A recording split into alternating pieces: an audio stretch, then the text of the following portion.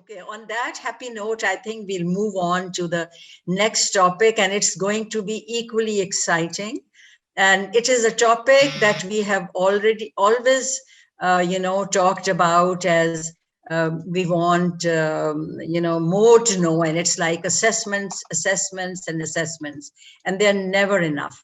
So for today, we have a very good team who are going to guide us. We're going to talk about effective and transparency, and those are two loaded terms, as you can see. And when it comes to assessment, it will be the same that we have been doing all the time, except that you will have to see that when activities, if you change your activities for different categories of students, then how are you going to have that transferability across the three categories to a student learning outcome that you want? But and that is what our Mavish Raza, our Dean of Education, is going to walk you through with. And then we have Derek Becker and Sabah Bhatt is going to cover preventing and minimizing cheating, which has been a big, huge concern these past a few months, more than ever, as we moved online. And Derek Barker has actually asked me a question in one of those seminars about ghostwriting. And then we said, oh my God, that's an issue too. And we discovered some material, and he is going to talk about his experience about that. But just to now set assessments in perspective, as always, I'm sorry for like a broken record going over this. We do our student learning outcomes, SLOs, and then we just draft our assessments. That's the first starting point, that the connection between SLOs and assessments, that what is the evidence that you want that will tell you that your student has achieved the outcome is key. Then you will have to see that how well your classes complement each other, so that can you demand the same assessment modality of each. And I think Mavish is going to talk to that a bit. And so another important thing that Mustafa also mentioned is that clarification of expectations and to-do list for what you expect your students to do will be very, very important. Communication becomes the key when times are in a flux or there's uncertainty about things and you're dealing with new things. Clear instructions always help. So communication is key. And of course, you know that to be transparent, you need very good rubrics, you need a criteria, and you need to communicate that to the students before time, so students know how you're going to assess them. That's the only way they will be transparent. Every student knows, and every student gets prompt and timely feedback. We have done all these things in our previous seminars, but for the sessions today, we are going to take a step forward. We are going to now cover how whatever you do applies across the three categories of students. So Mavish, with much delight, over to you.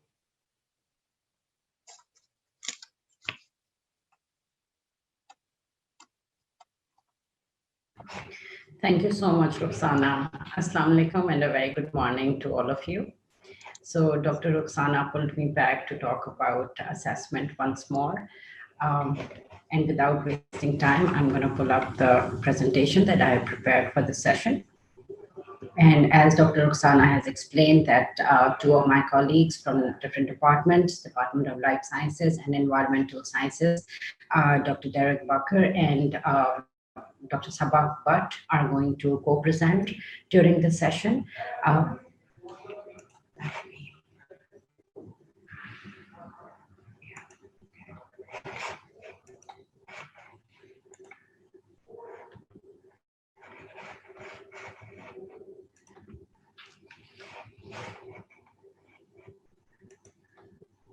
So as Dr. Rukhsana has explained it to you, that today we're talking about assessment possibilities in a blended teaching model.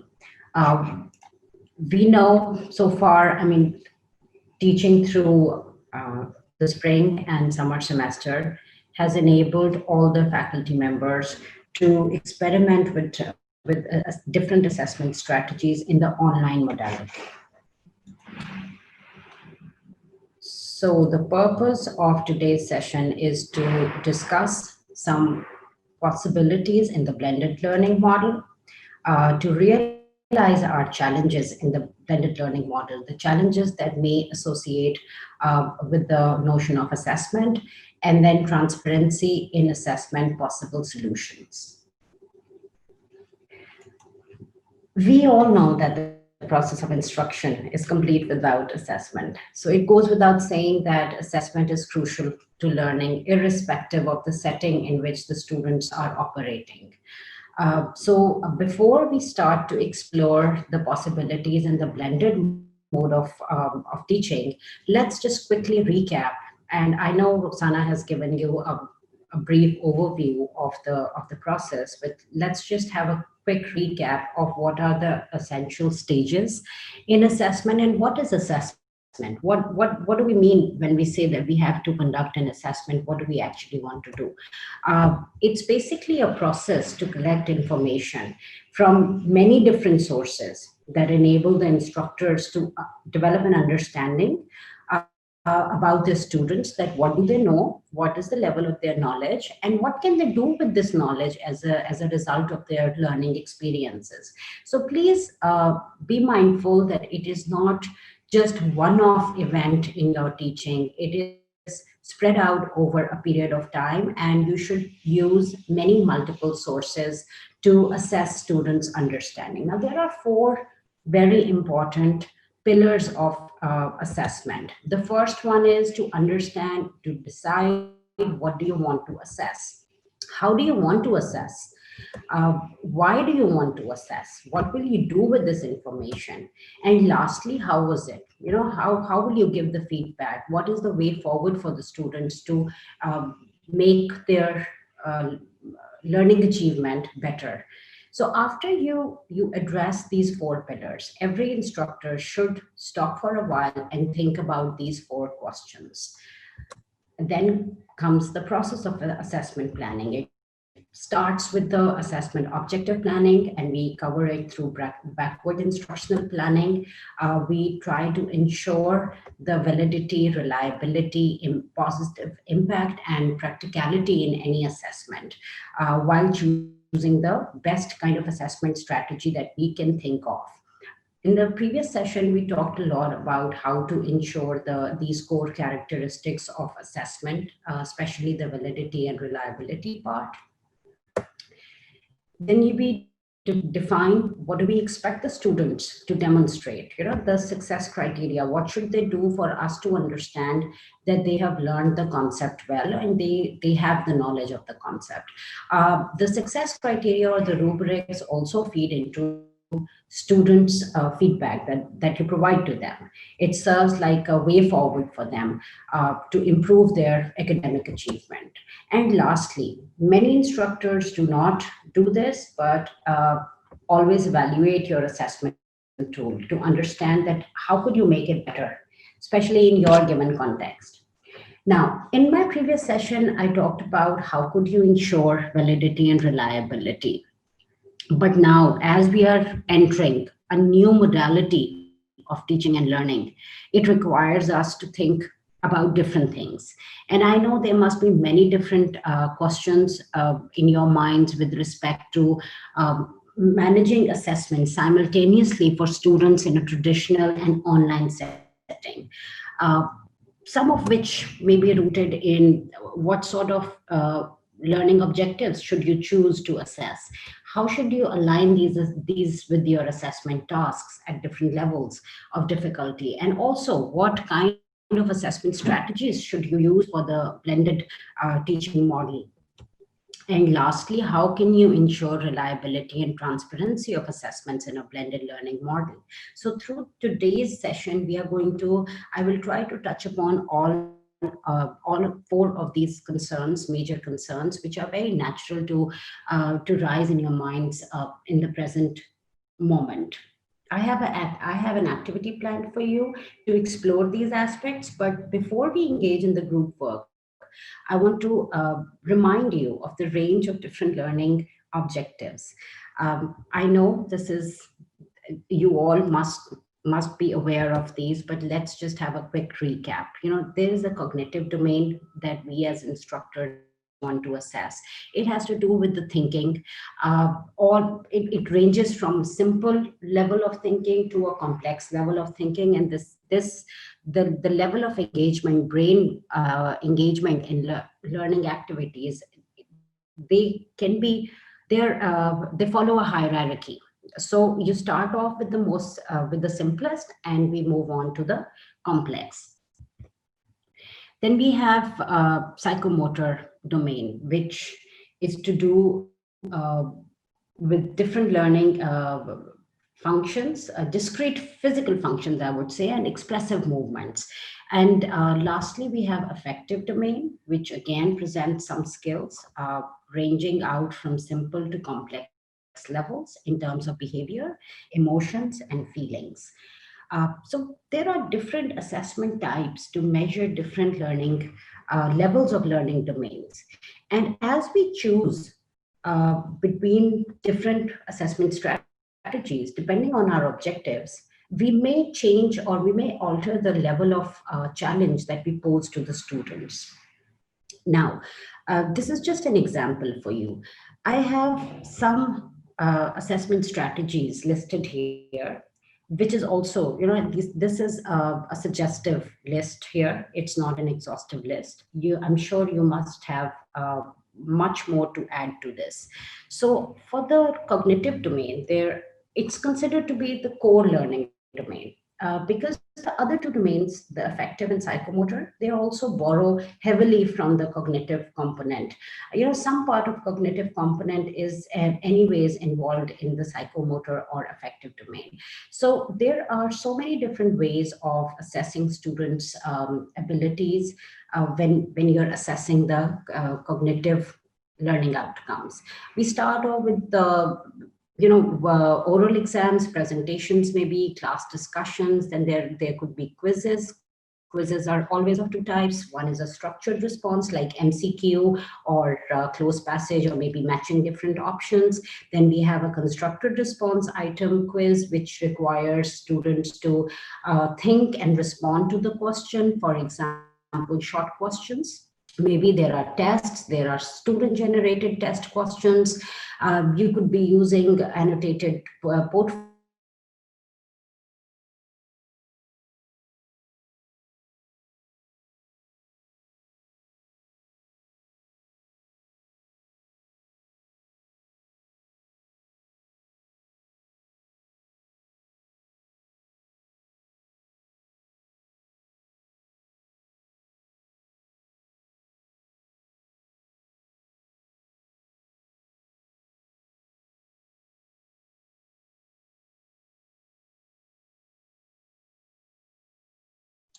I think we have lost you, Mavish.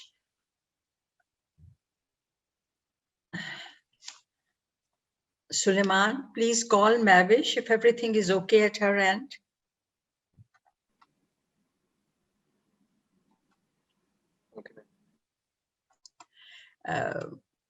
With Mavish, I mean, as you can see, just to fill up the time while she comes back, we have a galaxy of superb faculty across our campus, and all of the sessions that have happened before were remarkably handled. Can't thank enough, Sarwan, Mustafa, and of course, yesterday, Maida's session went extremely well. Coming after Mahabali, that was a tough act to match, but she did a great job. And we had a lot to learn from her. I see that in the chat, some of you are still struggling with what if issues. My simple suggestion to you is that the what if boat has sailed. Now we are going to do a certain model. I totally understand. That's normal. We would love things to go back to the way they were. Unfortunately, no time soon is COVID going away. No time soon is there going to be a real solution. No answer is going to be a perfect answer. So I think what we need to do is see this is the situation right now. There are going to be lots of issues, and we are going to try to find a way to navigate beyond these issues. And please don't expect it will be perfect. It will not be perfect. It will not be okay. It will not be what you want. You will make mistakes. You will struggle. But that's okay. We are all in the learning curve. And as we move along in the semester, is Mavish back? I'm so sorry. Yeah, that's okay, I got Mavish. disconnected. Oh, but you're doing a great job. Back to you over again, and it's a beautiful presentation. I love your presentations, Mavish. Thank you. But where did you all lose me? I mean, yeah, while you were talking you were talking on the slide, that remarkable research you have done, and you put up a slide on cognitive and psychomotor and other. So you were on the cognitive slide of assessments by domain. All right. So I was saying that cognitive domain is considered to be the core learning domain, because the other two learning domains also borrow from cognitive domain. There are so many ways of assessing the cognitive learning outcomes, and I'm sure that this is not an exhaustive list of assessment strategies that I'm presenting here. Rather, it's just a suggestive list. And maybe most of you are already using, I'm sure all of you must have tried using any one of these assessment strategies listed here. So if we start off with the oral examination, that includes presentations, classroom discussions. Then we have quizzes, which are usually of two types: the ones that present structured response option to the students to pick and choose from, like multiple choice questions or matching the options. And then we have a constructed response item quiz that requires students to think, analyze, and present the information while reproducing it in their own context. Could be in the form of short questions. Then there are tests, student-generated test questions, concept maps, case studies, could be reflection-based tasks, annotated portfolios, or bibliography. Moving on, I have a suggestive list of assessment strategies for assessing psychomotor domain. May begin with demonstrations, observations, self-evaluation checklists, peer appraisals, and lab simulations. Lastly, for the affective domain, connect and comment is my personal favorite, because it really provides the students to read and to engage in ongoing research. Then there are oral questions, observations, feedback, reflective journals. And at this point, let me tell you, and I must confess that I'm not sure if all of these assessment strategies are suitable for you for the subject that you're teaching. But I'm sure that at least any one of these assessment strategies must be applicable in the subject, whatever subject you teach at the Forman Christian College University. So irrespective of the subject that you teach, sometimes we conduct assessment tasks, or we carry out assessment strategies that are applicable in a variety and in a range of subject areas. So the activity that I've planned for all of you, you will be automatically spread out into different breakout groups. And at that point, when I will be giving you the instruction, we will talk about the instruction in detail later. But I just want to tell you that do not lose time trying to connect with one another just by asking that which subject do you teach. Just focus on the assessment during the task. Now is the time for us to explore different ways of how would we manage assessment in a blended learning model. Now here is a suggestive matrix for you that I have created after reading a lot. It says that I have divided the assessments into into three broader categories: assignments, oral exams, and quizzes. Then there are different types of assessments. setting for the individual work and for the group work. It could be synchronous, which means that students are present in the classroom and also in the online setting. And then you have asynchronous setting, which means that the students are off campus and offline. Now, this is a suggestive suitability, basically, for different assessment strategies. I would just give you an example that why essay type assignments in the asynchronous mode are not suitable. Because when you give, I know it may sound a little bit odd to you that you always, we can easily give out the instructions and expect students to complete the assignment and complete the task and submit it to be checked and marked. But when in the async mode, you give an essay type assignment, it changes automatically into a reflective commentary.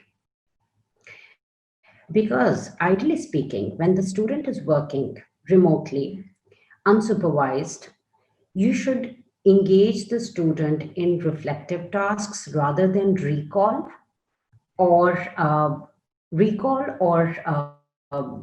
I would say comprehension-based tasks. So when you're touching the higher domains and you're connecting to minimize the scope of cheating and the scope of plagiarism, when you make the assignment, write the assignment instructions, they automatically convert it into a reflective commentary.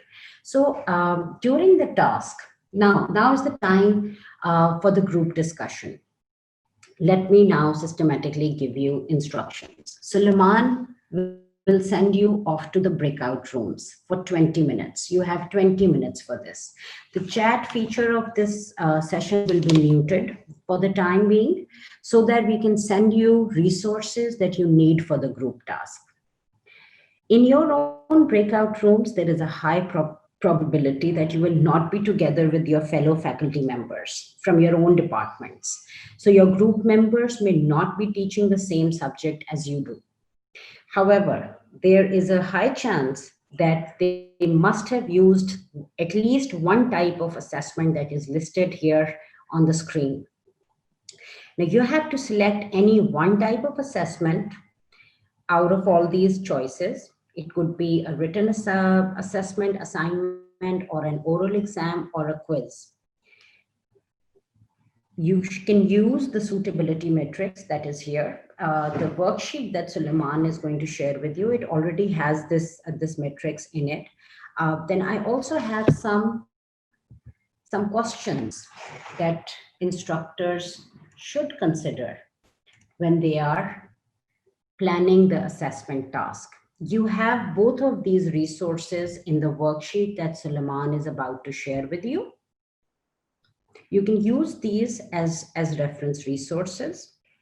And as a group, you would talk about how will you translate the same assessment into the 3 different modalities that the students will be operating in. And at the end of your discussion, as a group, you must think of at least one challenge related to the assessment that you expect to face during the fall teaching, fall 2020. There is a link here. This link is also available in the resource that we are going to share with you. So at the end of your discussion, at the end of 20 minutes, try to start wrapping up by 18 minutes. So at the end of the discussion, log on to this link. There's a hyperlink given in the soft copy of the file that Suleiman will send to you. Just click on that link. It will take you to something, to this. It will take you to this. This is going to be the interface that you will see on your screens. Challenges related to assessment in the blended mode. Just write one challenge at a time. It allows the users to type 25 characters in this answer bar, but you can give multiple answers. So it's not, there is no restriction over your group. If you want to record more challenges, you can do that.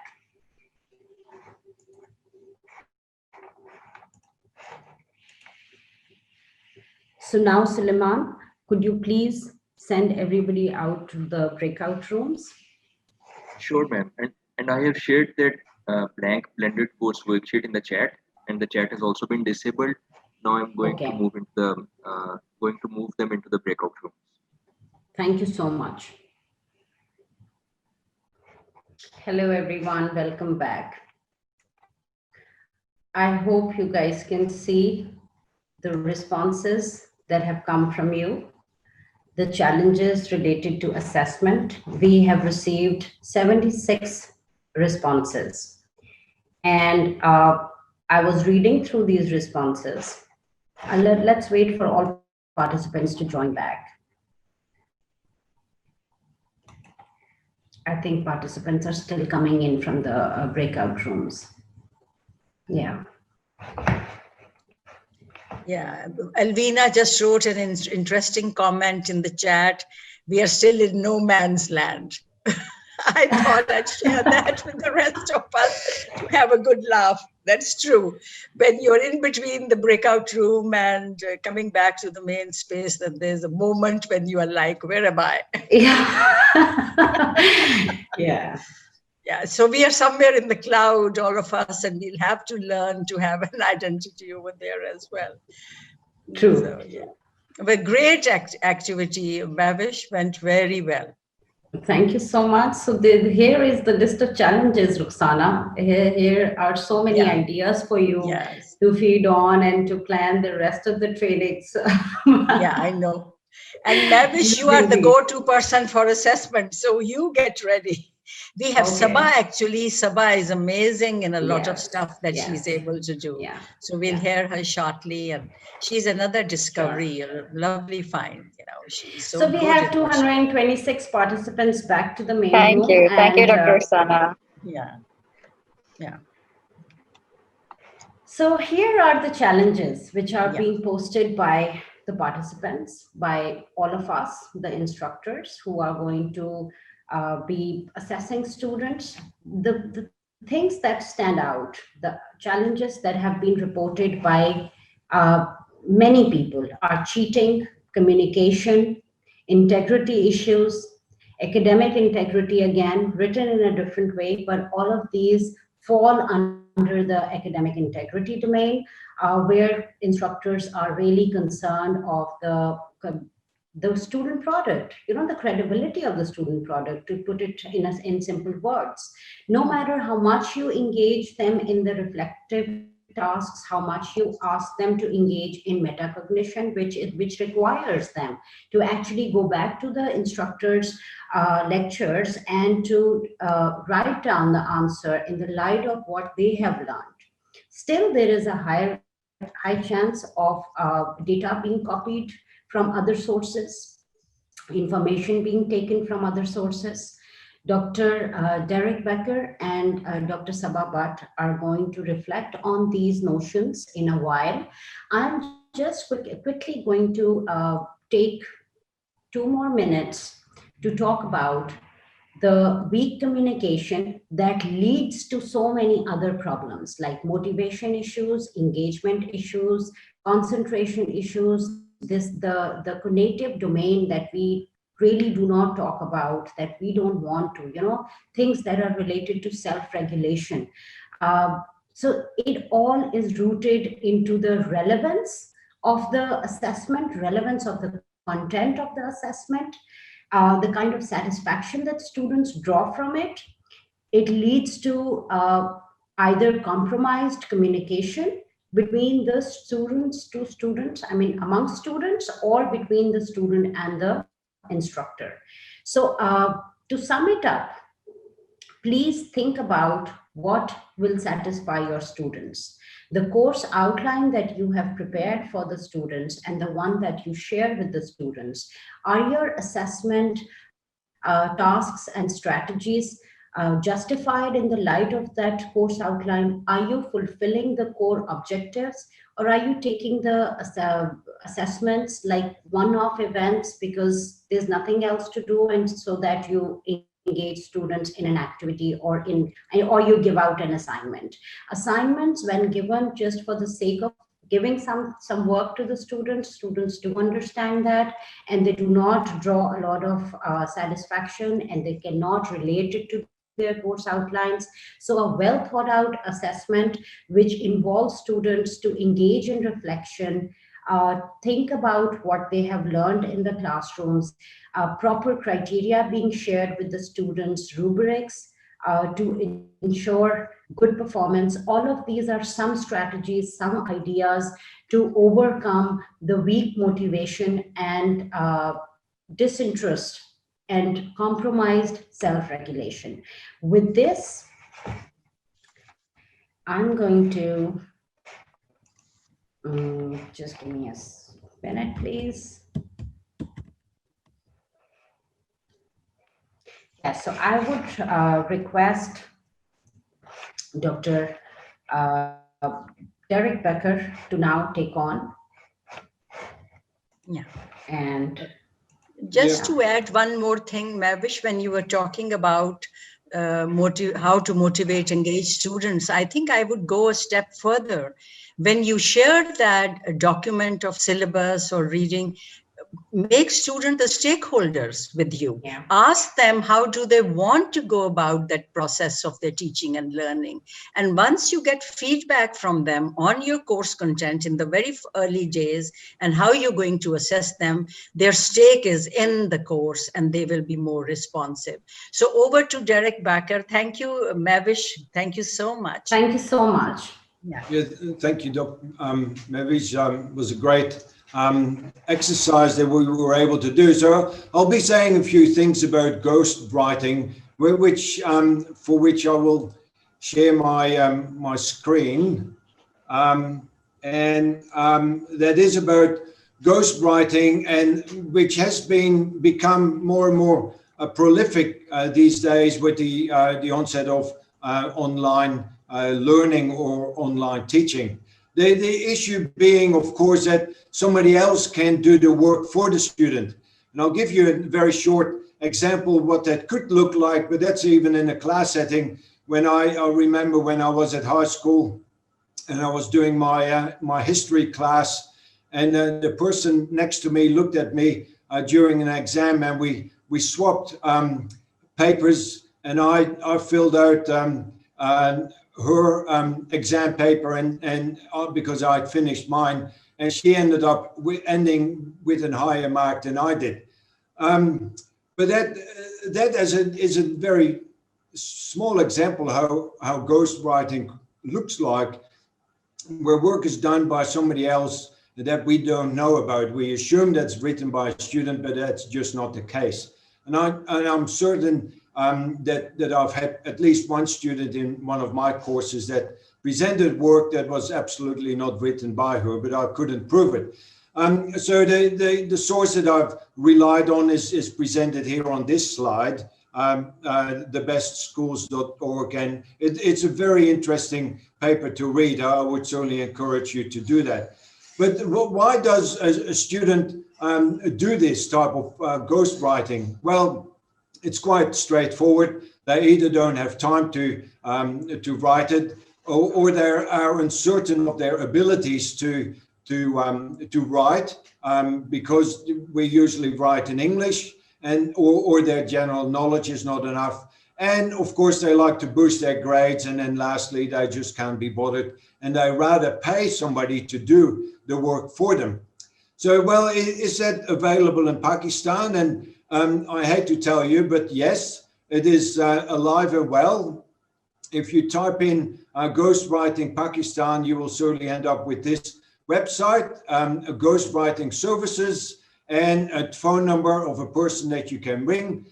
You will get started. You select the service type, you select the subject, the topic of the paper that you like somebody else to write for you, the number of pages, the urgency it is required, and all that determines the price that you will pay.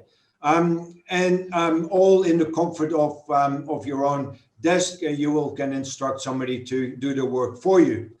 Okay, so that is really the situation out there, and I believe, and the feedback that I find on the internet is that it is extremely prolific.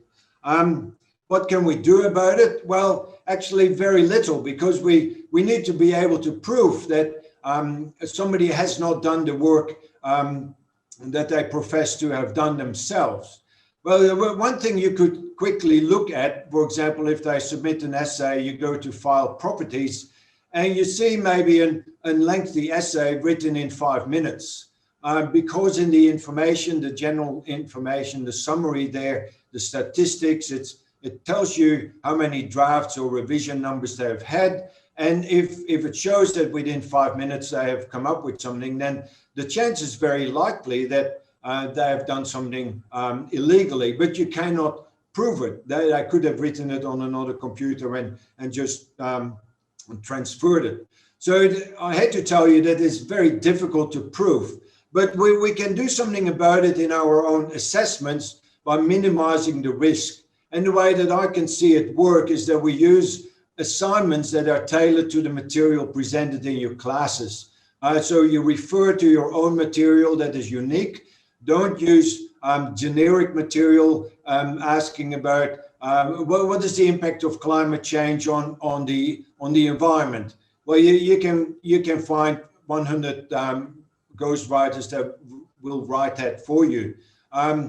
But present them with something unique, referring to your slides or the information that you have presented in class. And lastly, of course, you can have your in-class assessments, but they are very difficult for online teaching. So I would certainly encourage you to have a think about what it is like for a student when they are faced with the temptation of going somewhere else and pay for it.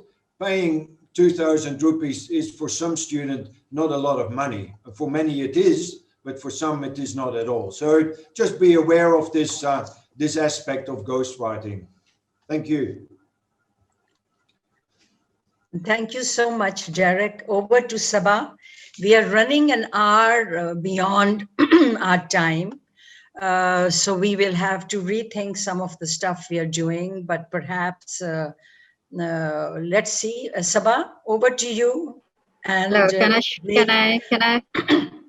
my screen? Yeah, please Yeah, do. thank you.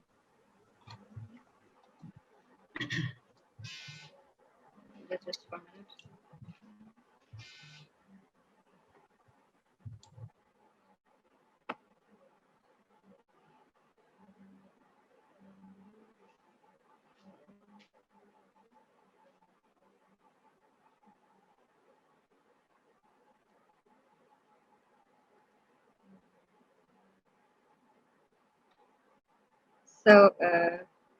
So it's Sabah, and I have to talk about how to stop cheating. I have a very small window, 5 minutes by Dr. Sana, so I'm going quick.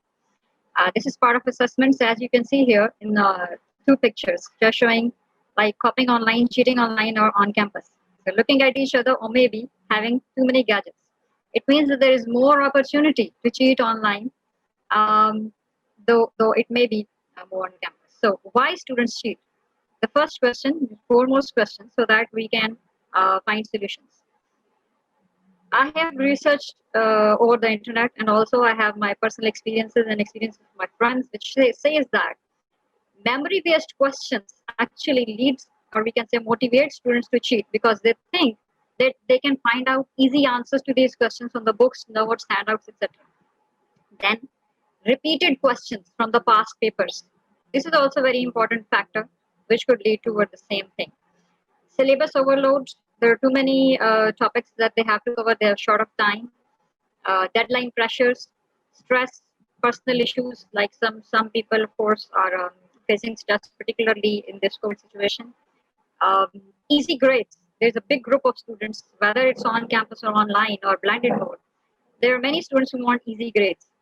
Peer pressure, students, friends, seniors saying, oh, do it, nothing will happen. You will get good grades. So this may be. Then access to gadgets and the internet. They have cell phones, smartwatches, tablets, laptops, and more. How they do it, there are 100 ways, but I just jot down a few.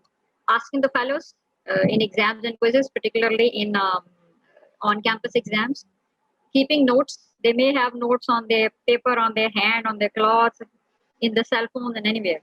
If they are having a cell phone plus access to internet, of course, then definitely they are going to copy the material. This is possible. More innovative ways.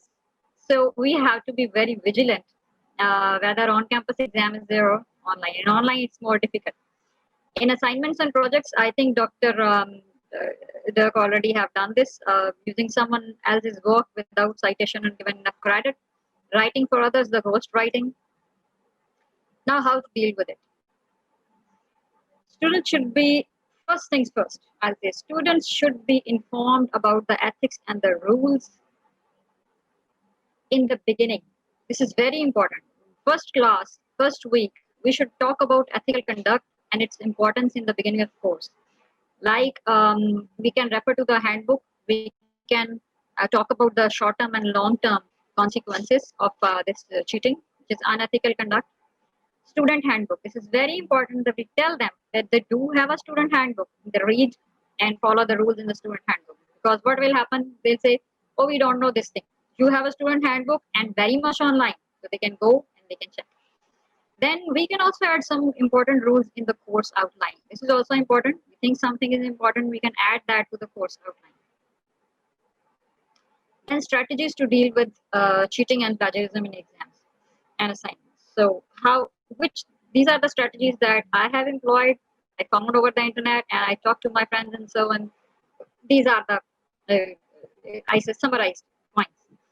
First thing, for online exams, timed exam and questions. This is very important. Moodle, we have LMS, which is Moodle. We can very easily set up timed exam which have a time of 1 hour, half hour, 2 hours or so. There should be a shorter time period for them to attempt. Then we can also have time for attempting question. That is 1 minute per question, things like that. Second, shuffling questions and answers. We can shuffle questions and answers. We can shuffle the questions. Like one student is taking question, another will be attending another question. Even we can shuffle the answers. Like if this is MCQs, we can shuffle A, B, C, D, and so on. Then designing the questions that do not have a straight answer. This is very important. Less and less memory-based questions because they'll think of copying it and they will find an easy answer. Do not use questions from exercises. I suggest everyone, teachers make questions from exercises, teacher resources, from internet, from back of the book. Students may know these already because they already talk to the seniors, friends, and they know these. So if we have done this, many students already have done. We should not repeat questions of past paper. At least we can easily modify them in various other ways, like we can reword or so on, so they do not get the right answer. Repeated attempts should not be allowed for any exam. Like if we are allowing them repeated attempts in an online quiz or exam, of course they'll have a chance to discuss it with each other. There's a strategy which we generally can do, that we can reduce the marks upon each attempt, like 100% first time, 66% second time, and so on. Moodle do have this possibility. Then open book exam, which is a time limited, and there are questions to answer about the material. Reading material should be provided.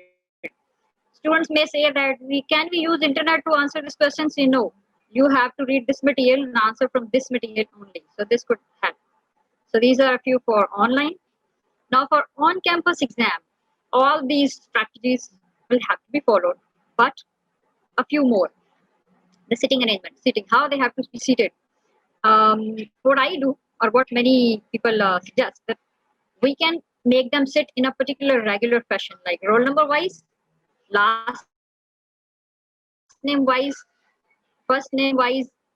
In every exam, we should change this arrangement so they do not know and they cannot make settle will talk about the fellows that they will cheat together. So every time they should get a surprise sitting arrangement. Then, of course, keep a strict eye on the students during exam, get necessary help if there is a large class. Of course, we can ask other faculty members to help us, or maybe student teachers. Last thing, plagiarism in the assignments. First thing first, this is something that always worked for me.